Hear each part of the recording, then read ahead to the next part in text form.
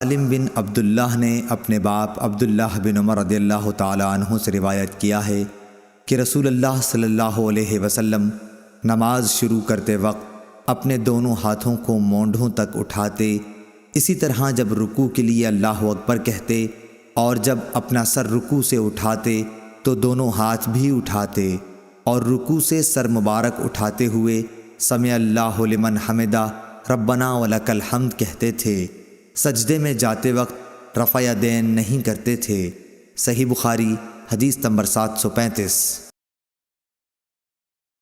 عبداللہ طحان نے بیان کیا خالد حذا سے، انہوں نے ابو قلابہ سے کہ انہوں نے مالک بن حویرث صحابی کو دیکھا کہ جب وہ نماز شروع کرتے تو تکبیر تحریمہ کے ساتھ رفع یدین کرتے، پھر جب رکوع میں جاتے اس وقت بھی رفع یدین کرتے، اور جب رکوع سے سر اٹھاتے تب بھی کرتے، اور انہوں نے بیان کیا کہ رسول اللہ صلی اللہ علیہ وسلم بھی اسی طرح کیا کرتے تھے۔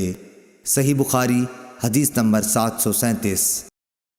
عبداللہ بن عمر رضی اللہ تعالی عنہ نے کہا کہ میں نے نبی صلی اللہ علیہ وسلم کو دیکھا کہ آپ نماز تکبیر تحریمہ سے شروع کرتے اور تکبیر کہتے وقت اپنے دونوں ہاتھوں کو مونڈھوں تک اٹھا کر لے جاتے، اور جب رکوع کے لیے تکبیر کہتے تب بھی اسی طرح کرتے، اور جب سمع اللہ لمن حمدہ کہتے تب بھی اسی طرح کہتے، اور ربنا ولک الحمد کہتے۔